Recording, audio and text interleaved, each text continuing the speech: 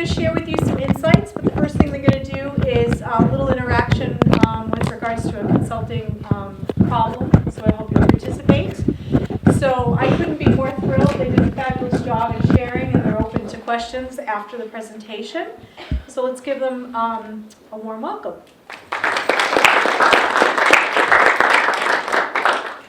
So do quick intros now, and then a fuller intro later. We'll talk about both our careers.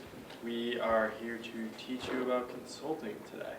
And the way we thought we would do that is to show you consulting, involve you guys as part of the process. As a quick intro, I'm Paul Millard. I grew up 10 minutes from here in Columbia. I went to UConn, graduated in 2007. Was a engineering and management major, the combined program. And tell you a little bit more about me later, but Ezra? Ezra Okan. I was UConn 2010. I was finance with a lot of other things that didn't end up adding up to much. Math, psychology, some other stuff that I wanted to do. I'll also tell you more later, but first we'll do an actual consulting problem. So this is a project I worked on last year.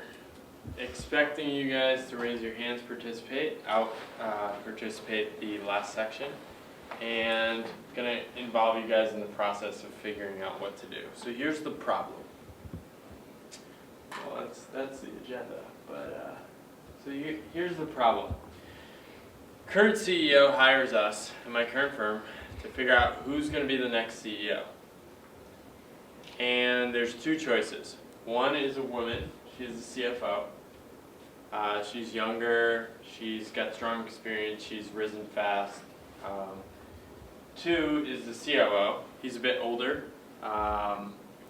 He's very experienced, he's very successful in operations. So who do you pick?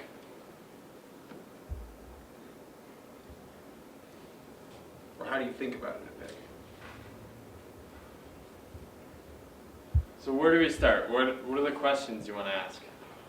What do you guys think? Yeah, go ahead. Well, like, what does that specific CEO do? Like, how is that style of leadership working for their company? Like, is it a smaller company? Is it a bigger company? Great. So first you want to find out more about the company. So they hire us. We get to learn about their company. We do external research, read reports, try to understand the industry. It's a real estate industry. They buy and develop properties. So that's some of the context. You had a little more? Yeah, well, what are the biggest issues the company's facing with the immediate? Right, so some of the challenges, the industry dynamics, where's the strategy headed, things like that. What are some of the more specific skills or knowledge needed for that particular position? Awesome. Yeah, we'll get there. We want to define the role, figure out what's actually needed. Anything else we should cover at the beginning? Yeah. What are the divisions for the company? Okay, so continue to learn about the company, how they're structured. How they are, and like how they bond with the company, how they work with other employees, and like how their like personalities and characteristics are. Right. Anything else you want to know, just stepping all the way back? Just high level context. You right there. Well, I mean, I've heard sometimes they'll look at like a CEO or CFO and see like, is it worth them to go up to CEO, or like where they are right now is like they're too valuable to be like moved up or anywhere else, so we'll go with the other option. So it's a key challenge. First, we honestly just want to have that first conversation with the CEO. Try to understand the context of why is he coming to us for a consulting project. So he took over in 1993. He's been CEO for about 24, 25 years. He's overseen a period of dramatic success. He's taken the company public, made them lots of money. Shareholders are happy, board's happy. He wants to retire, and he wants to create a thoughtful transition plan so that the company's in good hands for the next generation. Anything else you should think about? What's next after that?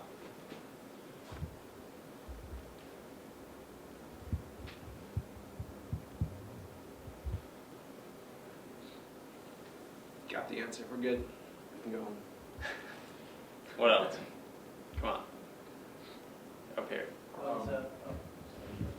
What's changed since like he started in 1993? Like, what can one of those people bring that's different from what he had brought 25 years ago? Right. so where's the company heading over the next 5 years? Thinking about the strategy and how that might be different.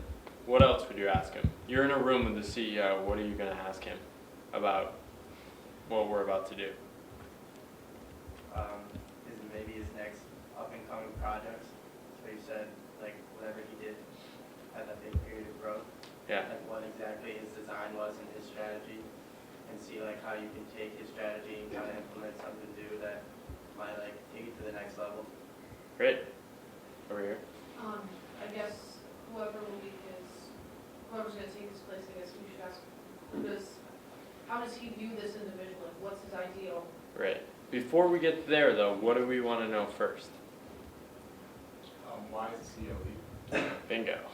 Right. So, why is the CEO leaving if he's so successful? So we had this conversation with him, and here's what he gave us. He wants to step down. He feels like the time's right. He wants to retire, go golf, do whatever he's going to do. He wanted to start the CEO succession process in 2017. This was a project we did 2 years ago. He wanted to have the new CEO in place by 2020 to lead the company for the next 10 years. And then he wanted to protect the culture and align with the overall strategies, like you were saying. So how do we do this? So as my team, how would you actually structure a project? The consulting process. What are the steps we should take? Where do you start?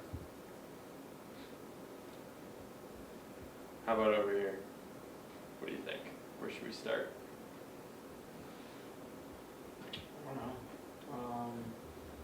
Maybe start by talking to the two potential candidates, and see where they are in the company. I don't know. Okay.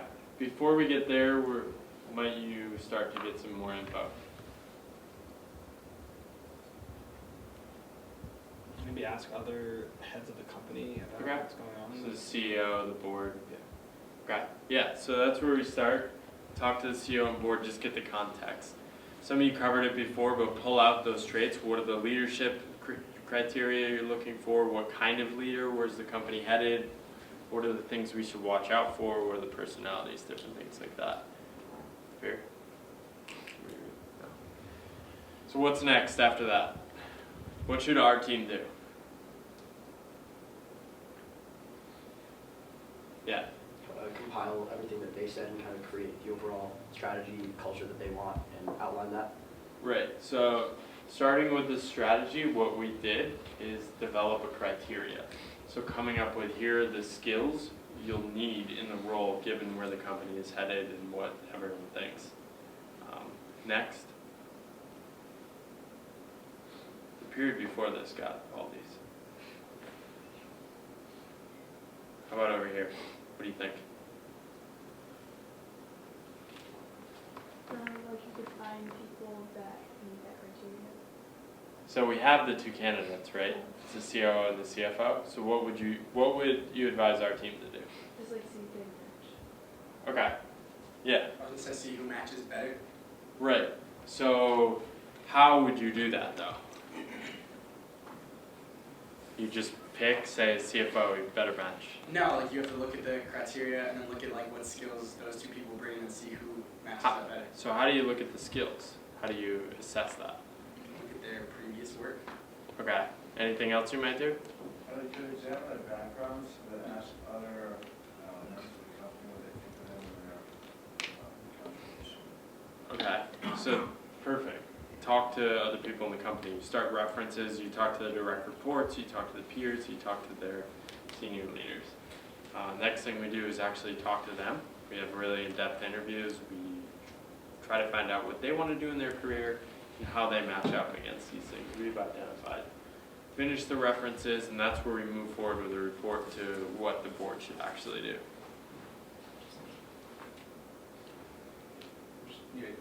Okay, so we've talked a lot about how Paul solved this problem. So I want to pause for a second and say, like, you guys have never solved this problem before. Paul's done it a few times, but this is why we hire consulting firms, right? We solve problems, get other people to have they don't know how to solve. And there's a process to problem solving that actually lets you arrive at a good answer, whether or not you have experience in it. As long as you can find the answer, you can use the process. And so basically, What you're trying to do is you're trying to set up the problem in a framework or template that makes sense. You want to pick the big criteria that matter, pick the criteria that doesn't matter, throw those out, and then you're just going to go after those few criteria that actually matter. And so if you have this sort of formula that's good framework, you can solve any problem. To apply it to something quickly, to like a decision you all made like 2 years ago-ish, is like, how did you decide what college to go to? Well, you probably in your head said, okay, well I really, really care about what color the grass is. It's really important to me. No, you threw that, that's like stupid, you didn't even think about that. But you picked the 4 or 5 things you actually cared about, like what are the academics like, what's the social like, do they have the exit opportunities, the job potential that I want? Do I have friends that go there, and can I see myself in the social scene? Those are like your five pieces of the framework. You set that up front, and then that clarifies your whole research process, right? You can spend a day figuring out the social scene. You can spend a day figuring out the career potential. And as long as you build that map for yourself, then you'll know that when you reflect on that map at the end of the project or the end of the decision, you'll have checked all the major boxes. And so we just did that through our discussion. So what are some of the traits you might assess? You were talking about you'd assess them against some of the things that were important. So what would be an example of some of the criteria you'd look at? So communication, Efficiency of the job. efficiency, you said? Yeah. So how would you define that? Meeting or exceeding deadlines, tasks, things of that nature. Okay, so kind of drive, determination, those kind of things. Other traits, Kunal? Kind of like the vision or the culture they're bringing, because I saw that family-based culture, and that's Yeah. important to the CEO. That's probably important for the next CEO to have too. Definitely Assess very that through important. interviews. Yeah, so culture, what else? In my opinion, they have to be able to go with the harder decision, and more people might disagree with it. If they see that's the best fitting, knowing what they are in that role, they have to be willing to take that path. Right. Yeah, and that's why they bring us in. It's to help them make sense of that decision. Right. Yeah. You can try to figure out like what their leadership style is, like if they're coercive or authoritative. Right. So stepping back, we're still talking about assessing. So one step at a time.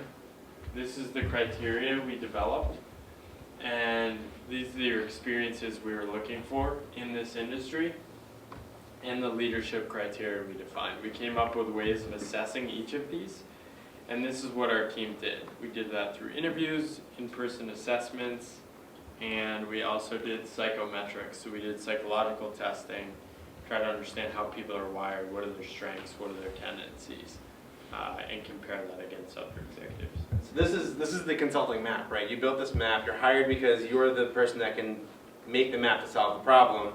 And then now that you've helped them figure out what's actually important, you can use their knowledge, their internal knowledge to solve all these things.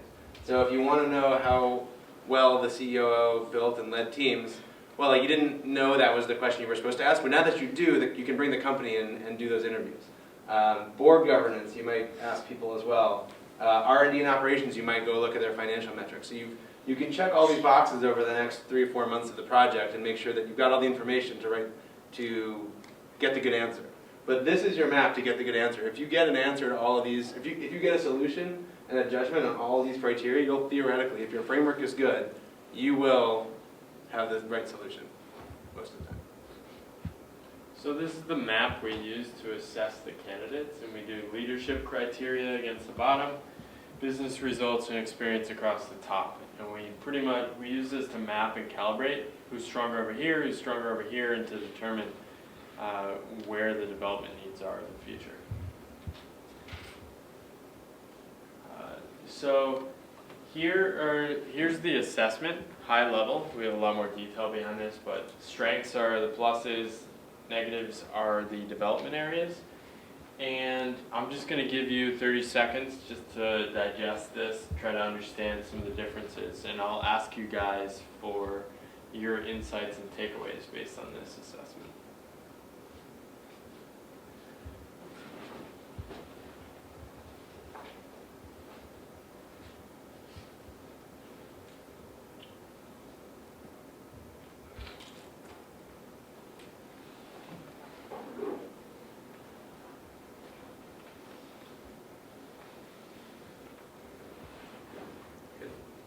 right, so this is the report. You've done all the interviews, you've done all the looking into the operations, you've filled out your entire map, and now it's time to make a decision.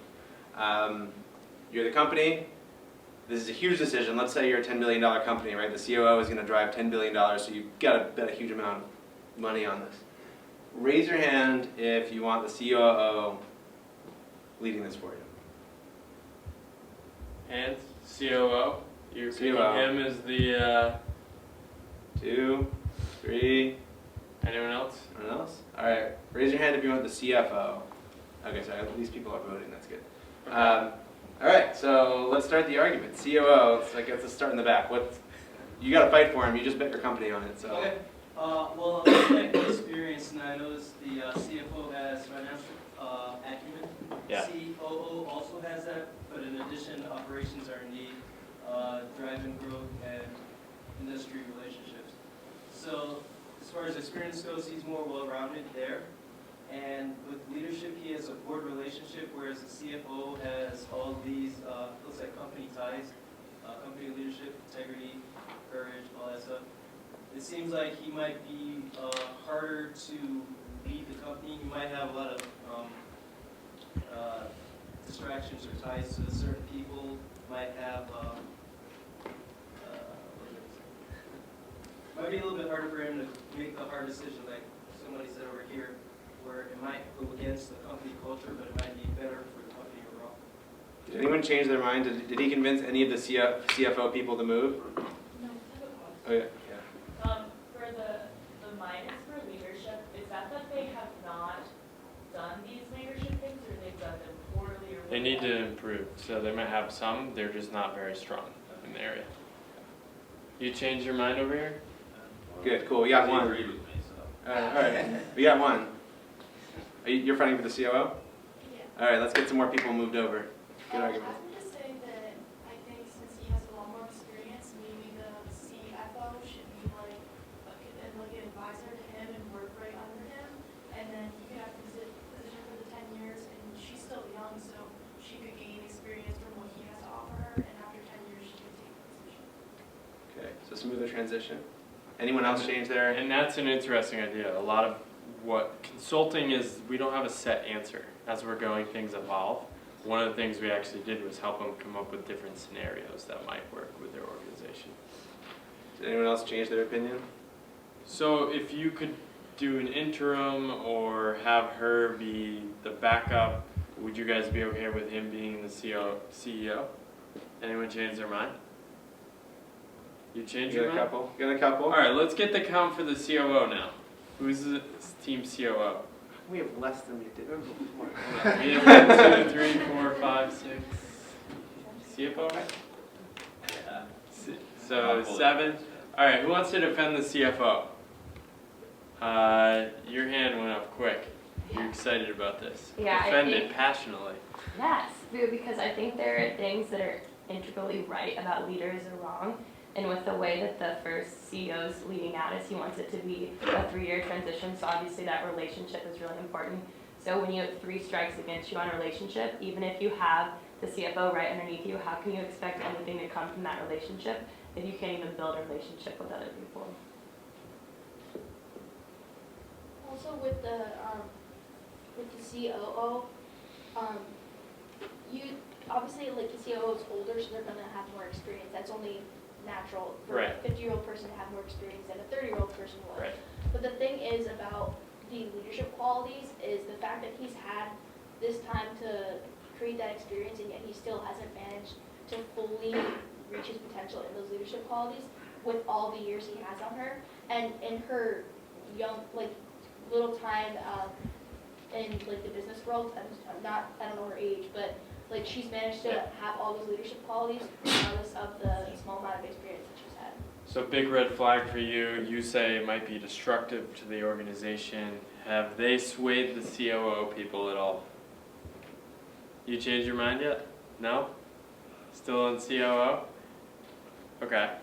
Who else wants to speak up for the CFO? Yeah. I think most critical skill of the leader, CEO would be vision, and CEO lacks that entirely. So all else being don't know, obviously not equal, but I feel like that, it should be probably number one. And the second one should also be inspiring, encourage and whatnot. And that's a clear weakness in the COO.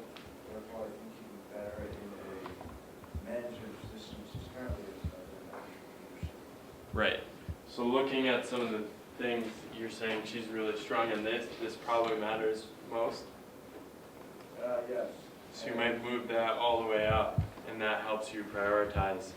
That's what we often do with these things. We'll have discussion and say, okay, rank these. Force the directors to rank them in terms of importance. Is that chart ranked or is it just in? This is just a random order. I should have ranked them better. All right, who wants to volunteer? Hand? I just need one person. All right, come up. Now, based on that assessment, where would you plot the COO and the CFO? This is math. All right, so the CFO A little bit. It can be subjective too. needs more experiences. So point where? Needs more experience. Where in the box? Oh! I don't know. Here. A little over 50, because it looks like So she had a here. lot to work on with experiences. Yeah, So all the way at the bottom. Oh, By the bottom. my bad. All right. I thought it was going like across. So that's leadership, yeah. experiences. All right. This is leadership. Then like here. Okay. Right here. Where would the COO go? He needs leadership coaching. Yeah. So he's gonna be in that box somewhere. Like here. Sure. Sounds All right. good. All right. So this is where we ended up. This is our real assessment. Thank you. Close. Thank you. Good stuff.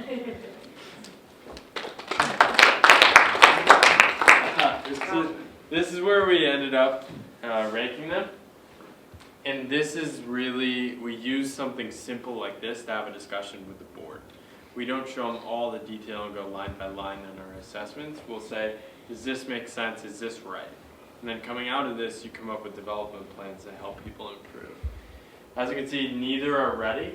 The big question here is what is more easily coachable, leadership or experiences? What do you guys think? I think leadership is definitely way easier to coach because you can't gain 30 years of experience in 3 years. You can be taught how to be a better leader within 3 years easily. You think so? How would you teach something like company leadership or vision and inspiration? Go with the CEO and like follow what he does and have the CEO like explain how he like organizes the company and stuff like that. Okay. Counter arguments? Up here. I think it's hard to do relationship and do like a new leadership style, but it's not easier, but you can gain experience through the way that you are working as a CEO. So the experience just comes through, but leadership you have to really learn. Right. I think it has to be industry specific too, like if they're in the real estate industry, laws change pretty quickly and real estate transactions happen pretty quickly. So experience is gonna happen no matter what, and she could experience 10 different things in the span of a year that will give her as much like problem experience as the other person. Great. Yeah, so I mean the takeaway is there's no right answer what's more coachable. It often depends on the person. It's a hard question though. And a lot of times it's hard to know how people are going to change or adapt. What else? So we have all this information. What do you want to know next? Are either of the two candidates like looking to leave the company for other companies? Kind of what are their goals in the next 5-10 years personally? Great. And both want to stay with the company, see it grow, succeed, and want to be CEO. What else do you want to know? I'm kind of curious as to like the employees who work under them, how they feel about them. Great point. So a little bit more information here. The COO, he's terrorizing people in the organization. He is working 24/7. He's sending emails on Saturdays at 11 p.m. People don't want to work for him. He's lost a lot of good people. He doesn't have talented people under him. However, he's seen as also a genius and responsible for many of the company's successful, most profitable growth initiatives. So that's the challenge this company is facing. What else do you guys want to know?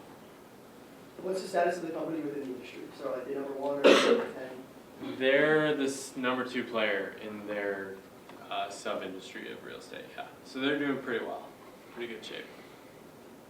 How well does the CFO respond to suggestions from those more experienced? So she's been a little in her box, in the finance box. She's been very successful within finance, but really also hasn't gotten some of the experiences because the COO is so good. He kind of covers everything. So that's been a challenge. You may have already mentioned this, but like, do the two candidates like want the job? Yeah, they want the job. Yeah. What's the relationship between the 2 candidates and how would one of them feel if the other one got the job over them? Perfect question. So that's a tough subject, right? We're not awarding it. It's for the company to decide. But how do we get to understand, can you work with this person? Can you work with her? Can you work with him? Different things like that. And we'll often try to pull that out during the interviews. It can be tricky sometimes because you can't often directly ask these questions. So here's some of the things you should know. CEO is very close to the COO. He's been part of the company for a long time. He gives him credit for a lot of his success, and he believes in second and third chances. These issues we uncovered were not a surprise. The CEO told us, yes, we know he's flawed, but I want to give him an opportunity. So what do you think happened next? Predictions? COO. Who thinks the COO got the job? Who thinks the CFO got the job? So the answer is more complicated. The CEO wanted to give the COO a shot, a third chance basically. And he said to him, you have 6 months. Our company, as the consultants, we developed a development plan for him. Here are the specific things you need to address, and here's how you might do it. He was given 6 months to adjust to those and prove that he could learn leadership, as you said. So who thinks he pulled it off? Faith in the COO. So you think he pulled it off? Okay. Who else? Raise your hand if you're supporting the COO and him turning around this right now. Yeah. I wasn't here for the background, but you said the CEO was older. Yeah. And the CFO was a younger woman. Right. What other information did you got? So the CEO wants to put the transition in place in 2020. Yeah. He wants it to be smooth. He wants to start the CEO succession in 2017. So the COO flopped. He did not turn it around. He fell into his old habits. He tore through the organization a bunch of times. And the CEO basically had a heart-to-heart with him and said, this isn't going to happen. And he asked him to retire, to make room for the CFO. The CFO was promoted to a more wider operational role so she could get those experiences, and she's currently on track to follow that. And she'll be named CEO of a public company probably in the next 2 years. So it was a pretty cool project to work on. Any other questions? So when the COO became the CEO, like temporarily, was the new COO put into place? So he was like basically given to do this well, or please retire? Yeah, so we actually helped him with a transition plan. We actually developed scenarios for what happens if this person leaves, what happens if that person retires, what happens if it goes well, and then we helped him. The next phase of the project was to assess the next level of management. And we basically took a couple functions of the COO's job and put it under the CFO, and 1 or 2 of the functions, and elevated somebody else to take that COO. The COO job was basically eliminated. It was divided up into parts. How long will you follow this project? So this is 5 to 6 months, January to May, and it's a pretty fun project to work on. The CEO that was exiting was a great guy and fun to work with. Are you able to disclose the name of the company? No. So what were some of the things that the COO was doing that made it go off the flop? He was driving people crazy, nonstop working.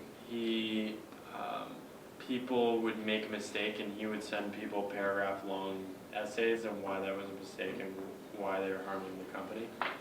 I mean, if you've been in the working world, you've encountered people like this who are just execution tactical at all costs and aren't there to help people out, help people grow. And in today's organizations, you need to inspire and you need to lead. That's more important than ever. Everything's knowledge work. You need to motivate people to actually do things, and that's becoming an imperative for most companies. So, Paul bashing time. All right, this is my favorite part where I get to tell you Paul's work list. Why would you hire Paul's firm to do this? So like, let me think about it. You're gonna pay about, I don't know, $1 million for this project. It's a lot of money. They have no idea. They've never met anyone in your company before. They don't know the industry that well. They're this HR consulting firm. It's going to take a while. Like, why would you hire? And look, does he know? Look like he knows what he's talking about? Like, not really. So why would you hire these guys? He's not biased at all.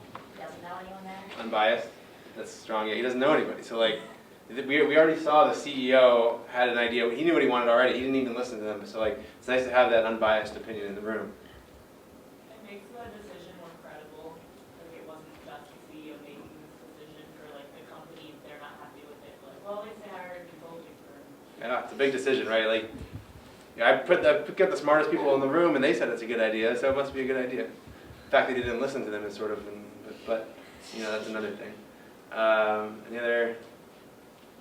It can show you more options than just what you see in your own office. Like, they can take other things they've seen in the industry, like past projects, and kind of apply it to this one. Yeah, that's great expertise, right? How many times do you think this company has turned over a CEO in the last century? 5, 10, 15, maybe? 2? 2. Wow. it was founded in the 80s. Oh, okay, fine. So two, once every decade. How many times a year does Paul do this? Or Paul's company? 20, 25 a year. Yeah. So if you want a guy to ask the right questions, like that's why you bring in a consultant. If you want a guy who knows the right answers, probably don't always bring in the consultant, but you need the guy that asks the right questions first to set up that framework that we discussed. And then once you have that framework out, Paul's company has asked the right questions.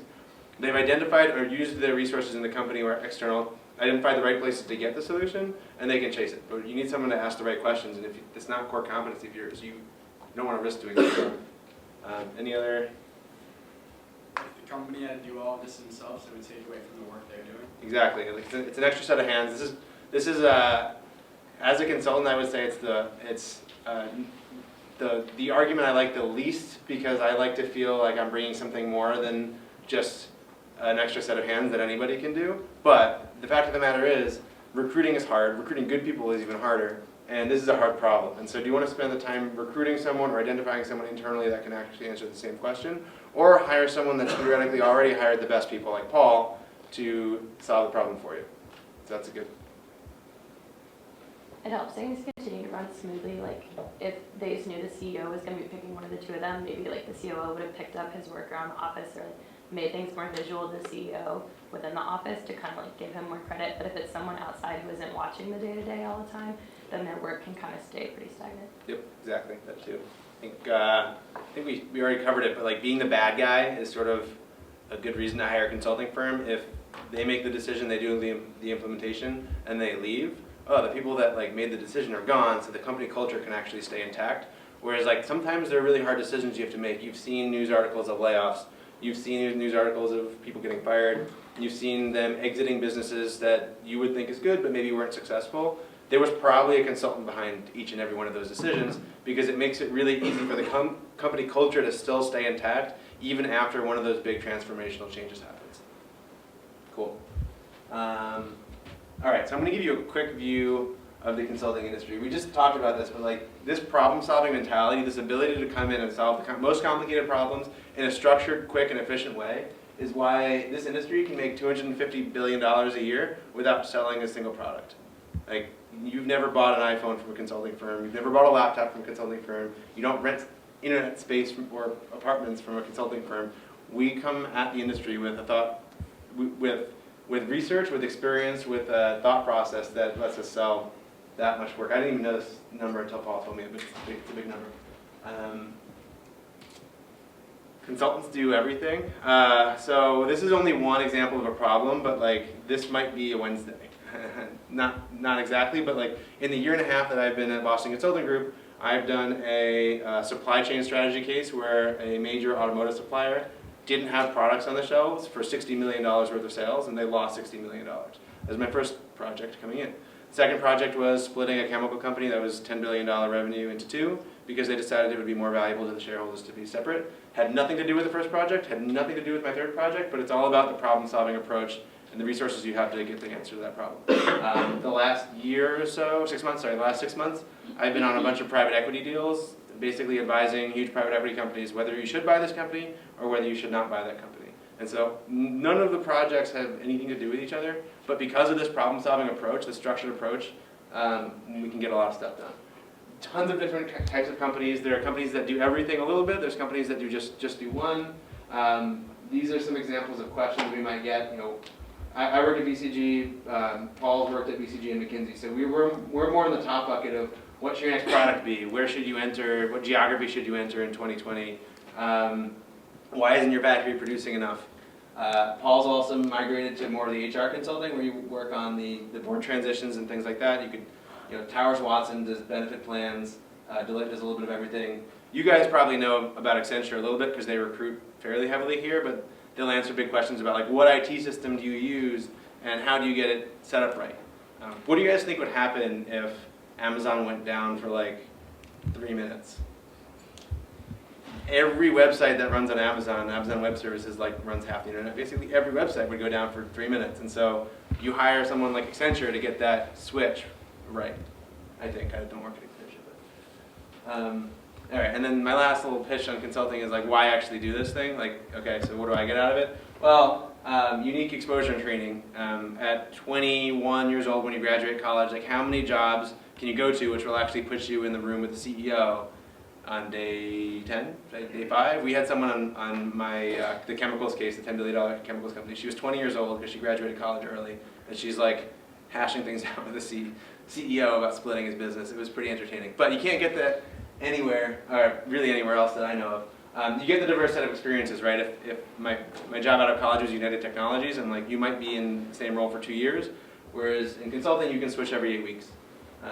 And then people value that experiences, so the exit opportunities tend to be really good.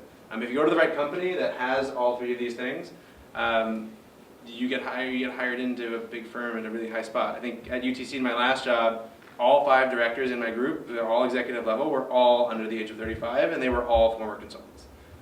The internally grown people tended to take a little bit longer to get there just because this set of experience is really valuable. But as with anything, it really depends on the firm. If you're just going to go into consulting for the sake of doing consulting, like do your research a little bit because they actually need to have these things on the left. You might not be at a firm that gets exposure to the top guy. That might be a firm that's only solving problems at the very low level, which is great, that's fine, but if that's what you're looking for, it might not be the firm. So I hear a lot of people say, I want to do consulting. Consulting is different in every industry and every firm, and just make sure that you're getting what you want out of that company before you go there. All right, that's what consulting is. I woke Paul up. Great, so walking you guys through my career, some of the lessons I've learned, some of the missteps, some of the successes, and hopefully give you guys some takeaways on what I've learned and what hopefully you guys can copy. I have warning at home, don't follow my path at home. I often say try to follow your own path, follow what energizes you, and I'll get into some of those things. So before we start, I want to do an exercise. So a bunch of words are going to come on the screen. First one to figure out what all these words mean together, just shout it out.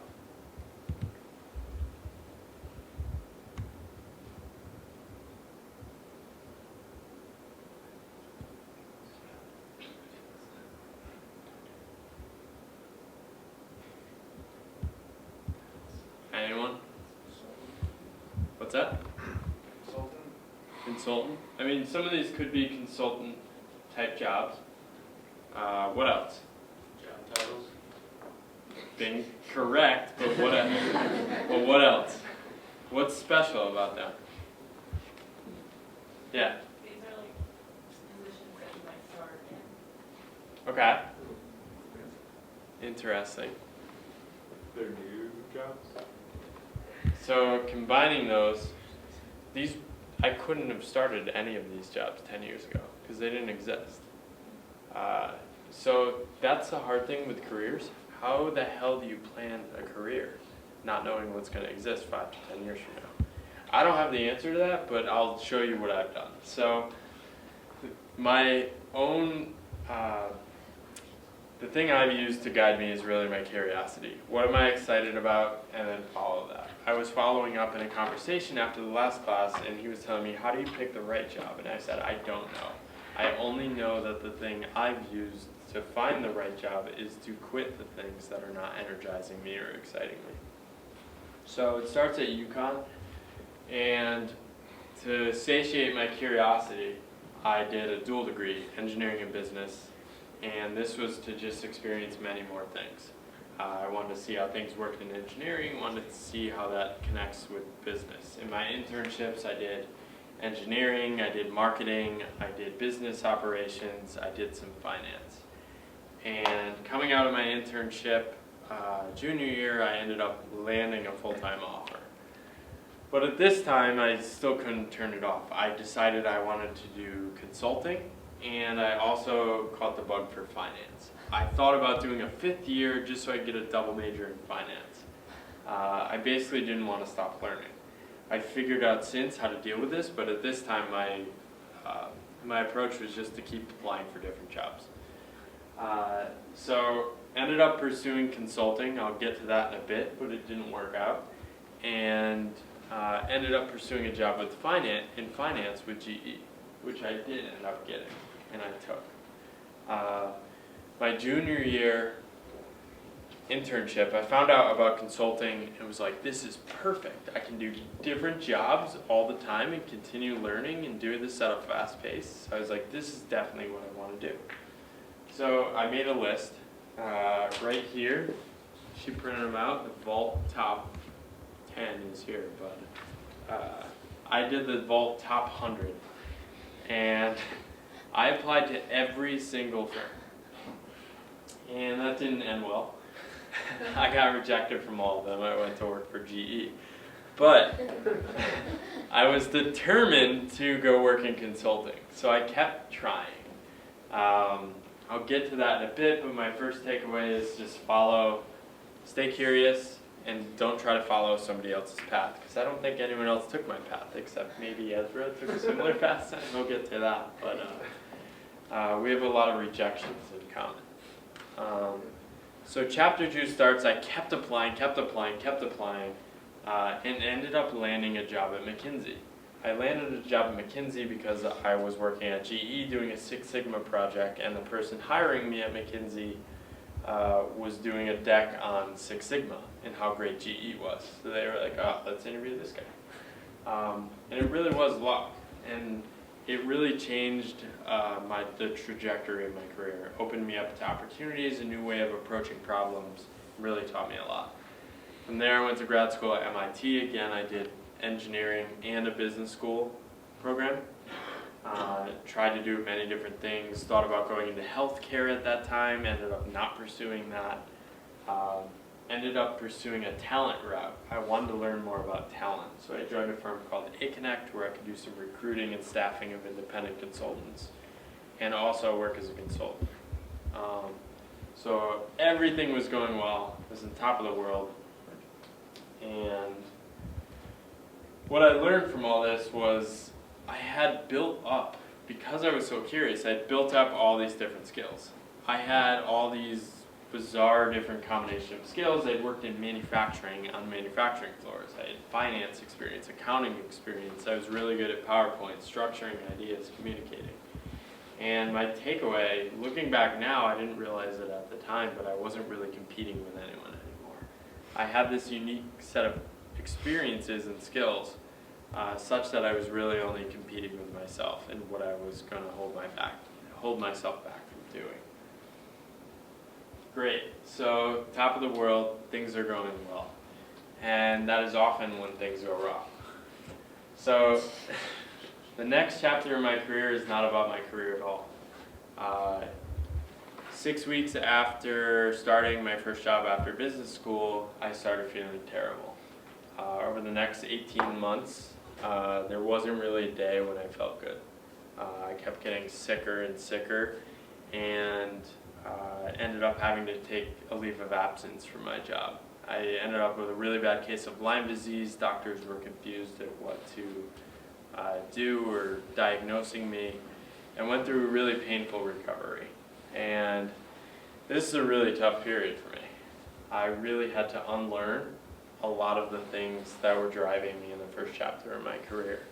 I defined myself by a lot of the accomplishments and successes from going to grad schools and promotions and success at work. And I had a huge sense of loss from losing those things. And it was hard for me to figure out what was next. Going through this really put things in perspective for me. It made me realize I placed a lot of value on things at work and to find myself around things around that. And my big takeaway from that was a lot of the things I previously looked at as risks were not really risks at all. So it was taking a different job, pursuing jobs that weren't seen as the best, going to live in different areas.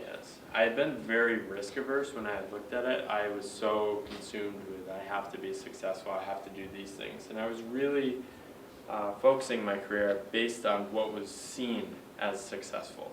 And I wasn't really true to what was driving me. So I tried to be a little more risky in the next chapter of my career. I ended up getting recruited to BCG. That's where I ended up meeting Ezra. My entire time there, I was still battling my health issues. And every day, my thoughts were dominated with how do I get better, how do I work given this.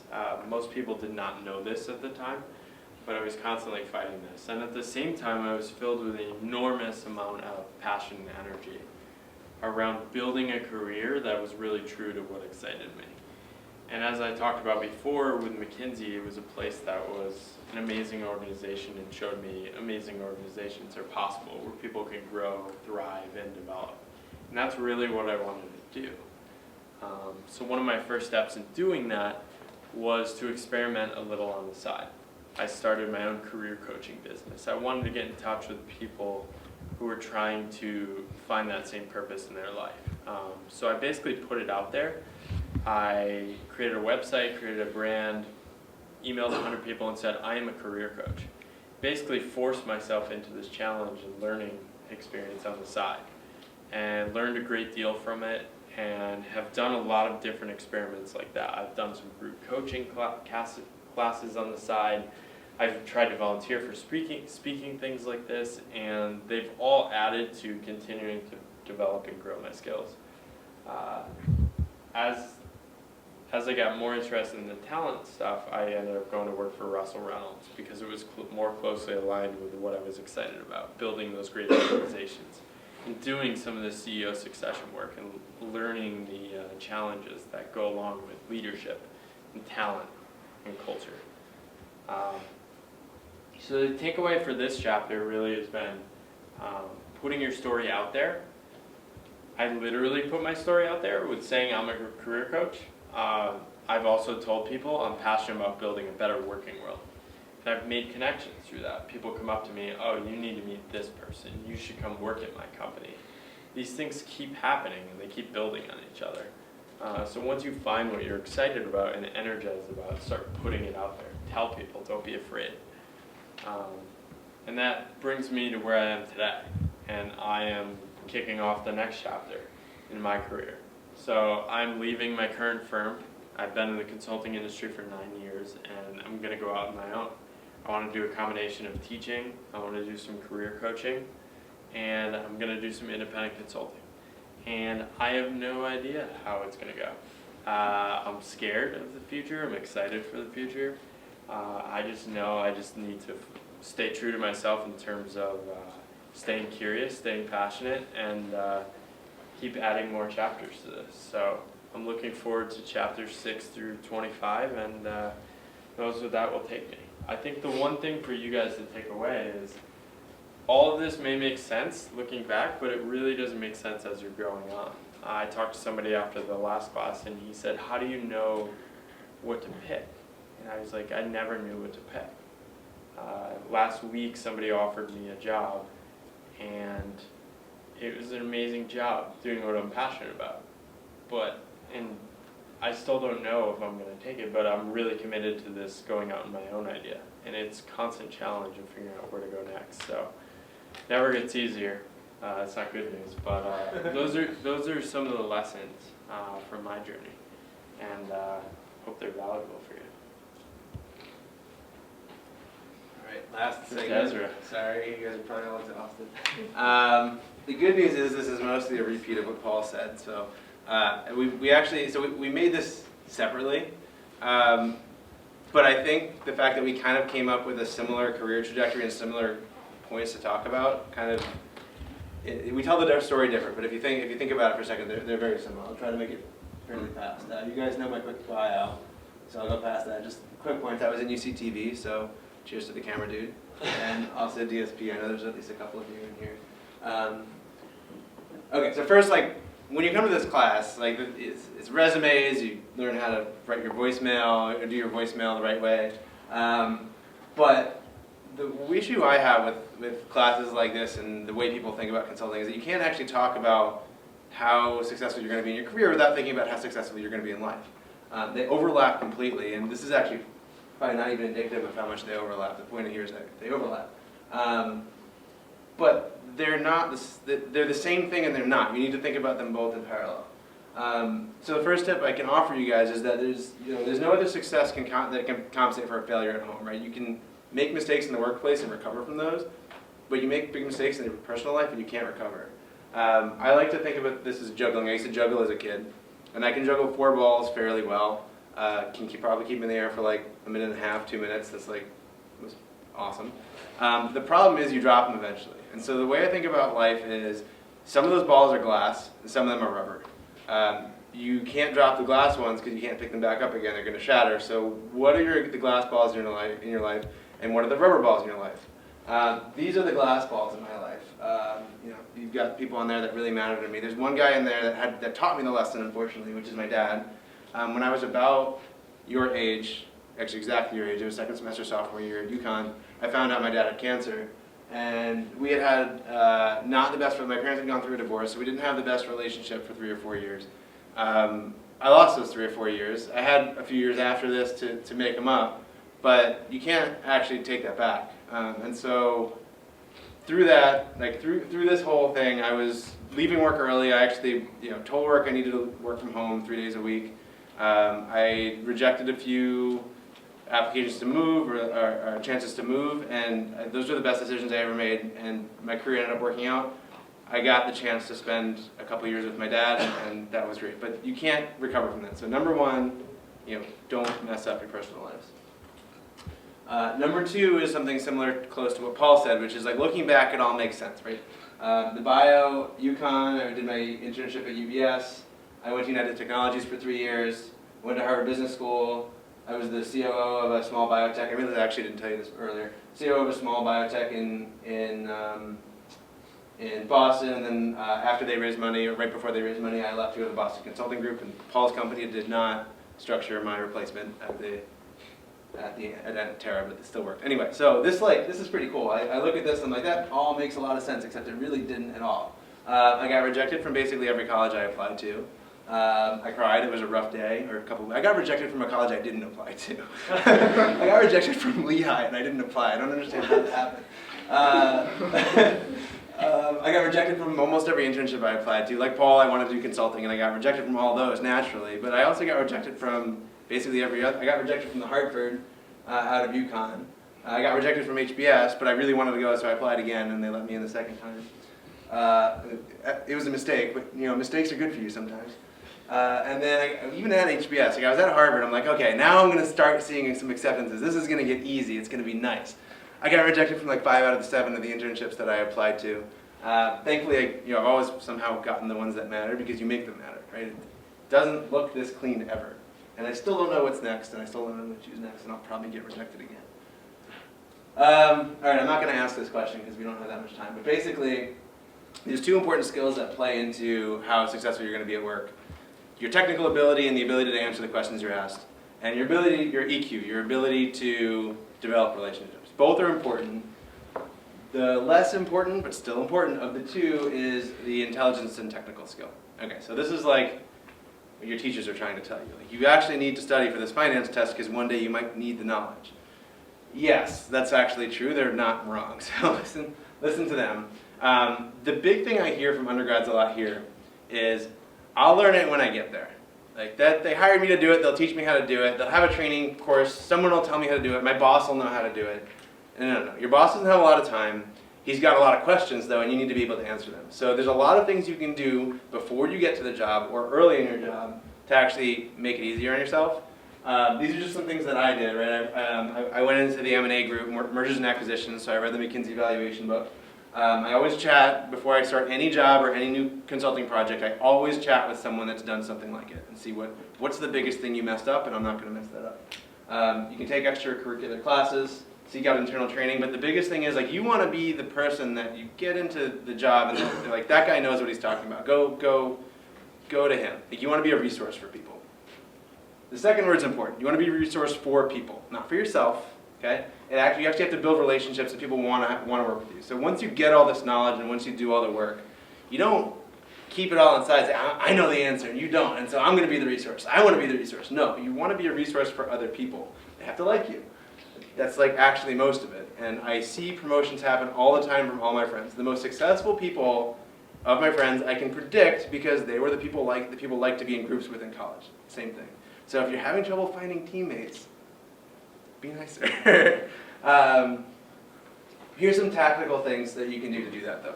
First is like, this is easy, volunteer. Everyone likes the social chair. Everyone likes the guy that's going to make the office like to work together. So you make jokes in a stressful period. You organize the beers after a big project and make sure everyone's still feeling okay with each other. That's a really easy way to do it.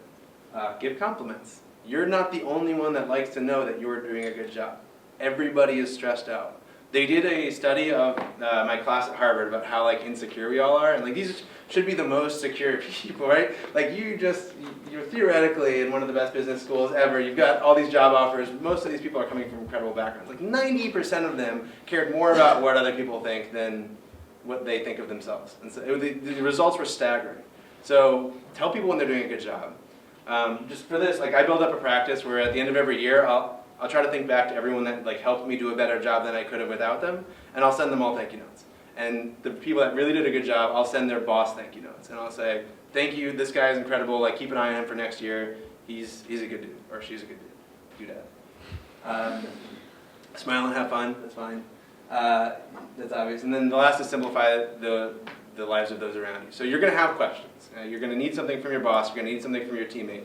How easy is it for them to help you out?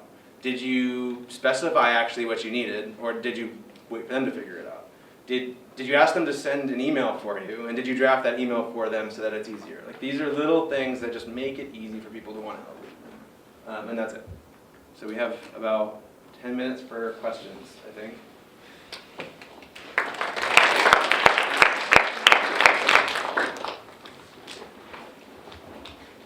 Questions about consulting, life, general thoughts, comments? What kind of stopped it from business school? You said it was a mistake. No, I was the mistake. I was the mistake, yes. So, I was an admissions mistake. He scoffed at it. I think he should be more positive about it. I just scoff because it's the competitor in Cambridge. Yeah, he went to MIT, so. I loved it. I'm very fantastic. positive. I don't think they made a mistake on me. No, they made You gotta be proud of your accomplishments. You gotta stop saying that. Okay. Keeps me fighting. What else? Have you ever gone into a business or organization and basically asked yourself why am I here? The problem is just extremely simple. So I'll go first. I'll go first. You want to go first? I'll go. So sorry. The process that I managed, it was the chemical company that split. That was a really long process. It took them like a year and a half. I was there for 6 months of it. But around my month 4, they split. Everything was hunky-dory. They wanted to keep us around just in case things broke. And we didn't really know what to do. But the client is paying a lot of money for you to be there. And so like the way I think about it is like every week I need to create $25,000 of value for the company. If I don't, they lost money with me. And so that's literally going around and saying like, how can I help? Like who needs help? What do you need to do? And so we worked with the company for like 6 months, and we've identified very significant problems they have through our deep research. And so we can build a new scope and do some extra work. And so there are actually 2 executives there, the COO and the VP of one of the specific industries that were really open to having us there. Some people didn't want us there, but they were really open to it. And they were both new to their roles. And so we basically spent the next 3 weeks until we figured it out, like teaching them about their business, and also giving them some tactical tips to make them look really good to the CEO about like how to improve their own businesses. That's sort of how I spend my time. But yes, you can find, every business has problems. You can find stuff to do. So this case we did, the CEO told us exactly what would happen. He just wanted that outside confirmation. They wanted to go through the process of debating it, deliberating it, getting an outside assessment. But in our first conversation, he was like, this guy probably not going to work out. We want to give him a chance. That's my initial thoughts. I think she's fantastic. Probably want to give her the opportunity. That was our initial read too. It's pretty simple, but it's breaking that down. And I think one thing to think about is we're brought in to work with a board and they're just completely overwhelmed. They knew the solutions, but they had 15 people globally working on the team. And managing all that, they just didn't have time in their day job to prioritize it. So we weren't helping them come up with a solution. They knew what to do. We were helping them bring the team together and focus on it and prioritize it. Good question. Other questions? So with so many different opportunities at different companies and learning different things, where would you say your loyalty lies? Like, if you're like, this is the one thing I'm never gonna get rid of in like my career life, what would you say that's? My loyalty is to my family. I have no loyalty to any career. Yeah, so I didn't really understand the question. So like, if there's like one quality that you say like, I want that to be in every single thing that I do, like since you're with so many different companies and different clients, like what would you say that is? I think it's probably similar for us. I think for me, one of the things I try to do in the workplace is create memorable experiences for the people working with me. So I try not to follow just the default, focusing on me and say, woe is me, I'm kind of struggling on this project. I try to help people improve, help create experiences for people. Does that answer your question? It's kind of what I try to do. Yeah, I would say I want to be able to coach and train at a place where people are coachable and trainable. That's how I would think about it. Really hard. Yeah, I got it now, but I don't know where I'll get it anywhere else. But, that's actually how I search for jobs. Exactly, I asked that question. I come up with a list of 5 of my best days at work. What happened during those days? What made those days feel like they flew by, and how did I crush it? And then I come up with the 5 worst days I've had at work, and what job will give me more of those best days than those worst days. That's exactly how I evaluate what I'm going to do next. I just don't know right now. So it's constant reflection. I think for me, it's about knowing what I don't want to do rather than what I do want to do. And then as long as you get rid of the things you don't want to do, slowly it kind of merges to something you want to do. I know I don't want to travel. I know I don't want to work in toxic cultures. I won't for any pay.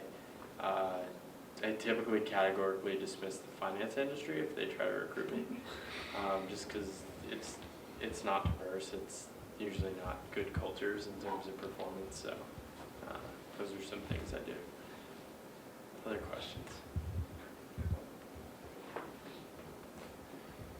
Yeah.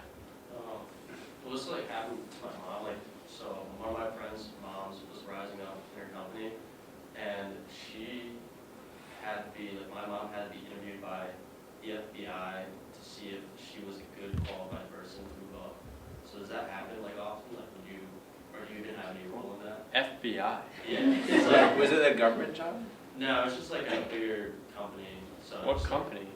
just like G, stuff like that. So a lot of times if you're in That like sounds the, sketchy. Yeah, if you're in the defense industry, like when I worked for UTC, I was at Sikorsky and we like fixed the president's helicopter. So like when I started, they did a background check. I don't remember getting a call from the FBI. I think that would have been memorable, but I don't know. I guess the answer is probably. I would ask her more. I don't know why. It Yeah. seems. Well, she like, yeah, I think, I don't know, just because the positions had to do with the government stuff, I think, so. Yeah. I mean, if you're making big decisions about government company and sales to different countries, I'm sure that I haven't done that yet. So I'm sure that there's a government thing. Yeah. Promotions are an interesting topic, though. Sorry, I couldn't be more helpful there. Take two more. You have a question? No. How reliable are these firms for if, you do consulting and they're not happy with paying you back for you to do consulting, they decide it was a bad idea? Like, do you have a bunch of lawyers that also work with consulting firms, or how does Oh, that work? Yeah. You remember Enron? Yeah. That was Jeffrey Skilling, his McKinsey guy. And McKinsey Consultants. Yeah. So it can be, I mean, there's definitely some sketchy stuff that's happened. That was. I don't think there's a precedent of them being held liable. Because at the end of the day, the companies are making the decision.